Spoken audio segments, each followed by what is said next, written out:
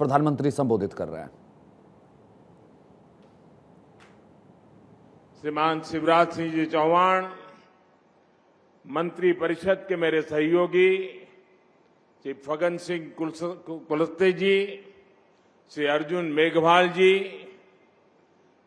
विभिन्न संगठनों के प्रमुख व्यक्तित्व, सांसदगण, विधायकगण और मेरे पुराने मित्र, आदिवासी समाज की सेवा में जिन्होंने अपना जीवन समर्पित किया है, ऐसे भाई महेश जी और विशाल संख्या में पधारे आए दूर सुदूर से मानगढ़ धाम आए हुए मेरे प्यारे आदिवासी भाई और बहनों,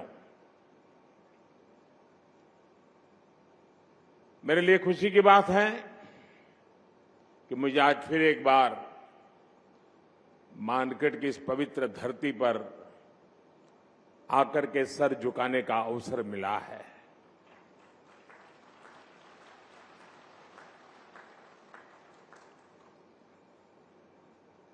मुख्यमंत्री के नाते अशोक जी और हम साथ साथ काम करते रहे और अशोक जी हमारी जो मुख्यमंत्रियों की जमात थी उसमें सबसे सीनियर थे, सबसे सीनियर मुख्यमंत्रियों में है। और अभी भी हम जो मंच पे बैठे हैं उसमें भी अशोक जी सीनियर मुख्यमंत्रियों में से एक है।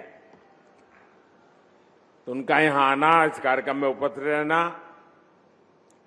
साथियों, आजादी के अमृत महोत्सव में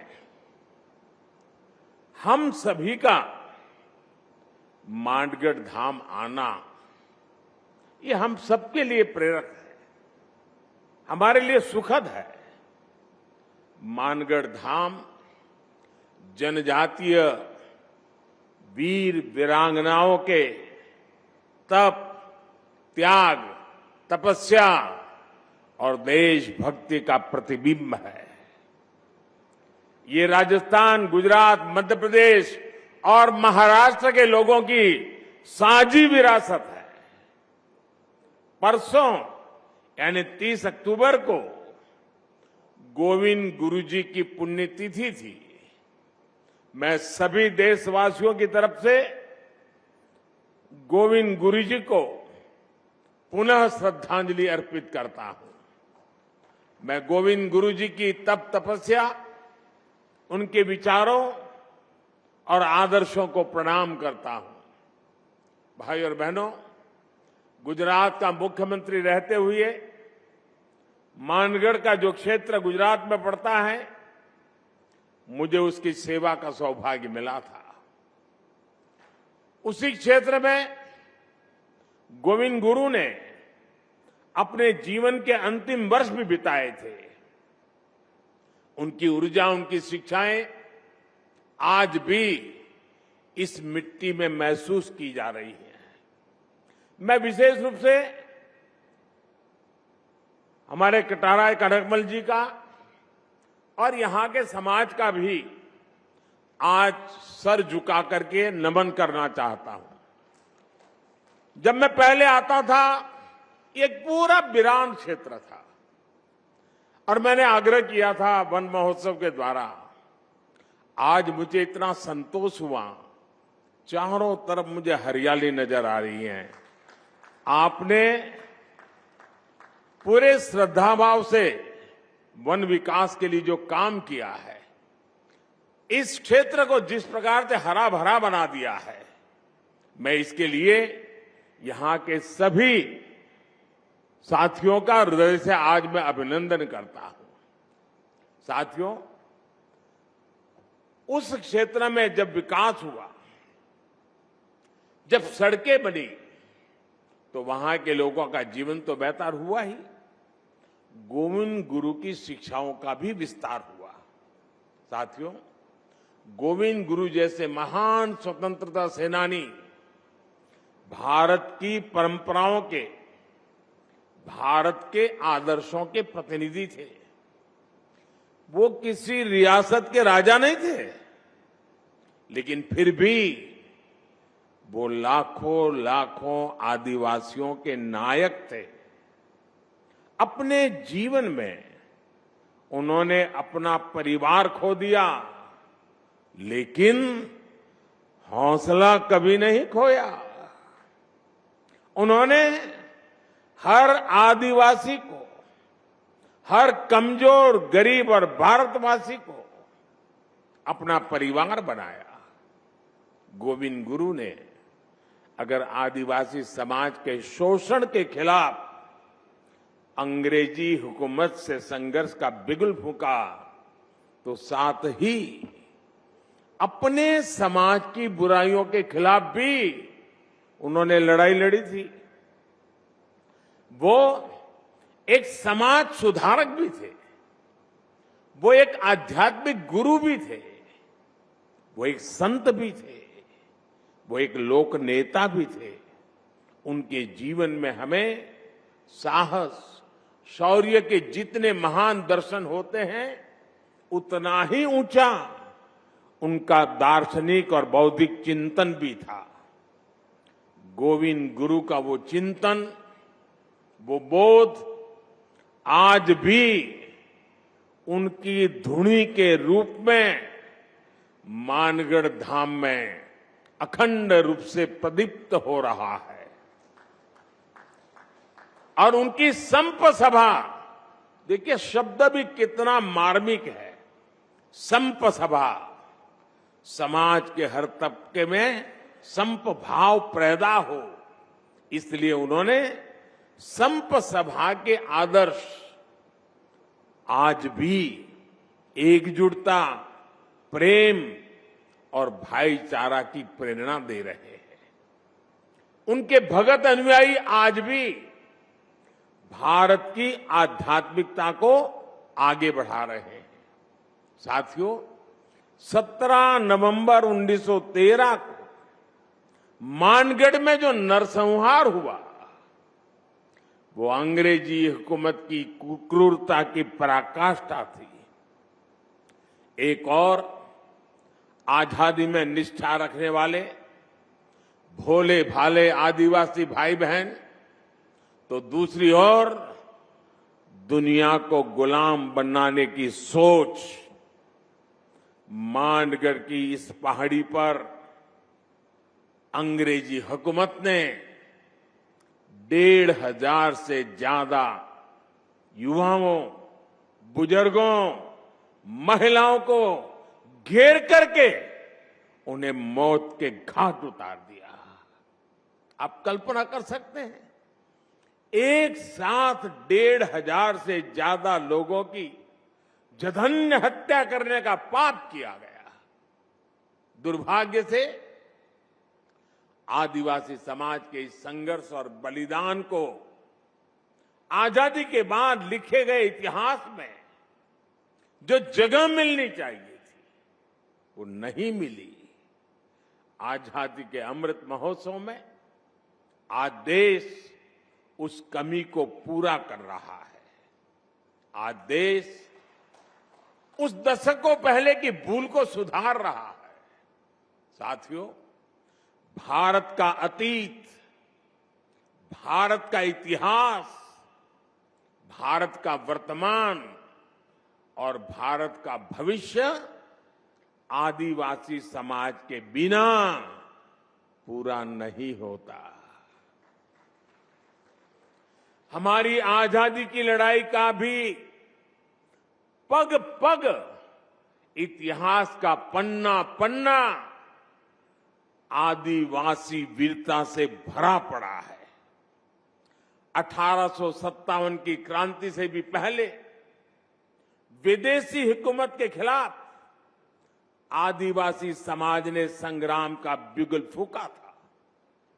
1780, आप सोचिए 1857 से भी पहले 1780 में संथाल में तिलका मांझी के नेतृत्व में दामिन सत्याग्रह लड़ा गया था, दामिन संग्राम लड़ा गया था।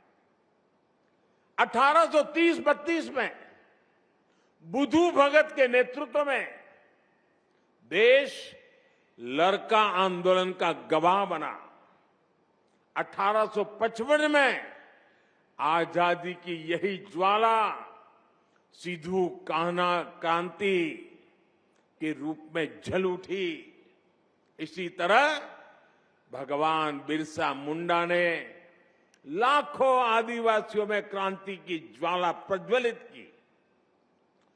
वो बहुत कम आयु में चले गए, लेकिन उनकी ऊर्जा, उनकी देशभक्ति और उनका हौसला ताना भगत आंदोलन जैसी क्रांतियों का आधार बना। साथियों, गुलामी के शुरुआती सदियों से लेकर 20वीं सदी तक आप ऐसा कोई भी कालखंड नहीं देखेंगे जब आदिवासी समाज ने स्वाधीनता संग्राम की मशाल को थामे न रखा हो। आंध्र प्रदेश में अल्लूरी सीताराम राजू गारू के नेतृत्व में आदिवासी समाज ने रंपा क्रांति को एक नई धार दे दी थी, और राजस्थान की ये धरती तो उससे भी बहुत पहले ही आदिवासी समाज की देशभक्ति की गवाह रही है। इसी धरती पर हमारे आदिवासी भाई बहन महाराणा प्रताप के साथ उनकी ताकत बनकर के खड़े हुए थे। साथियों, हम आदिवासी समाज के बलिदानों के ऋणी हैं, हम उनके योगदान के ऋणी हैं।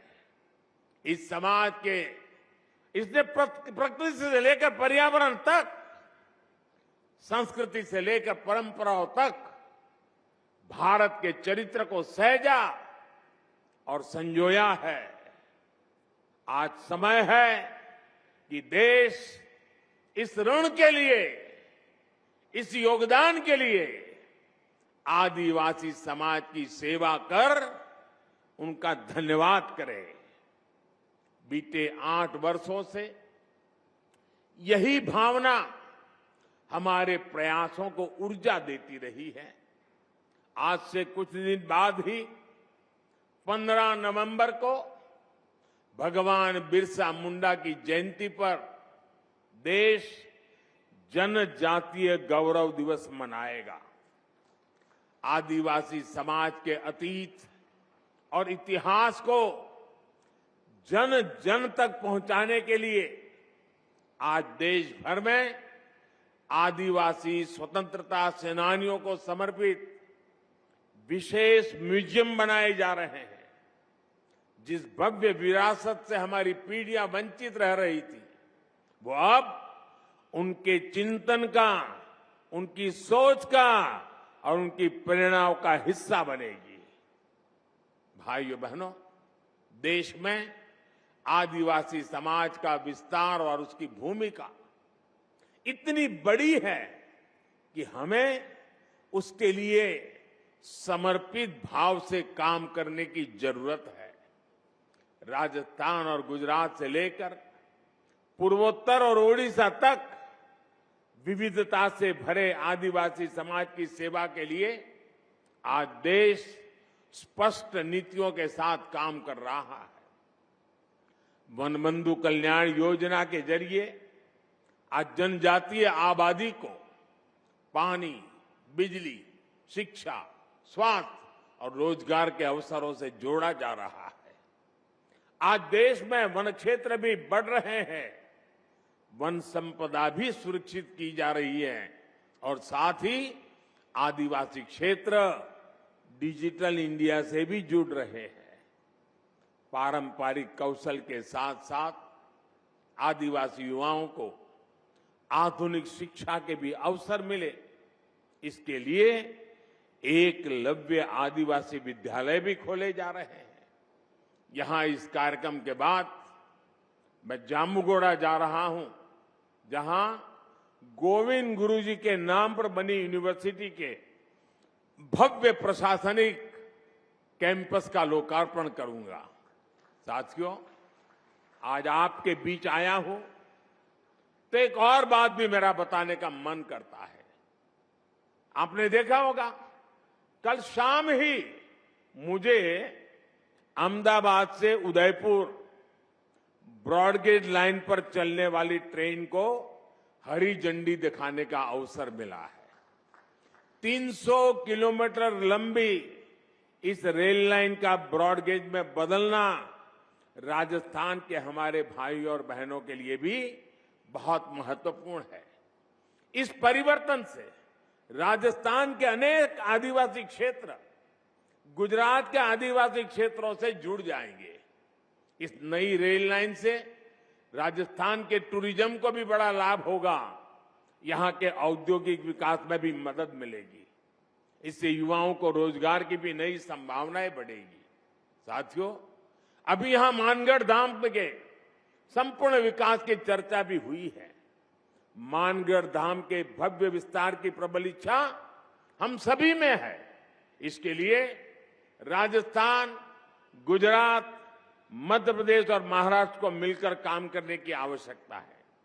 मेरे यहां चारों राज्य और सरकारों से आग्रह है कि इस दिशा में विस्तृत चर्चा करें, एक रोड मैप तैयार करें, ताकि गोविंद गुरु जी का स्मृति स्थल भी पूरे विश्व में अपनी पहचान बनाए। मुझे विश्वास है मानगढ़ धाम का विकास इस क्षेत्र को नई पीढ़ी के लिए प्रेरणा का एक जागृत स्थल बनाएगा। और मैं ये विश्वास दिलाता हूं, क्योंकि कई दिनों से हमारी चर्चा चल रही है, जितना जल्दी, जितना ज्यादा क्षेत्र हम निर्धारित करेंगे, तो फिर सब मिलकर के और भारत सरकार के नेतृत्व में हम इसको और अधिक विकास कर सकते हैं। इसको कोई राष्ट्रीय स्मारक कह सकता है, कोई संकलित व्यवस्था कह सकता है, नाम तो कोई भी दे देंगे, लेकिन भारत सरकार और इन 4 राज्यों के जनजातीय समाज का सीधा संबंध है। इन चारों राज्यों ने और भारत सरकार ने मिलकर के इसको और नई ऊंचाइयों पर ले जाना है। उस दिशा में भारत सरकार पूरी तरह कमिटेड है। मैं फिर एक बार आप सबको बहुत बहुत शुभकामनाएं देता हूं। गोविंद गुरु के श्री चरणों में प्रणाम करता हूं। उनकी धुनी से मिली हुई प्रेरणा से आदिवासी समाज के कल्याण का संकल्प लेकर के हम सभी निकले, यही मेरी आप सबसे प्रार्थना है। बहुत बहुत धन्यवाद।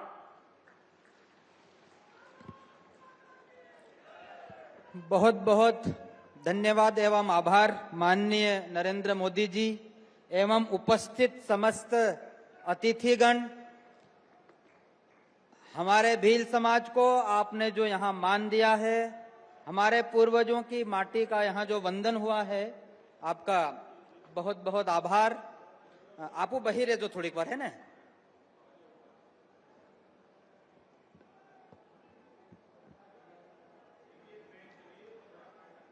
प्रधानमंत्री नरेंद्र मोदी और वहां पर गोविंद गुरु जो महान स्वतंत्रता सेनानी थे उनको नमन किया है।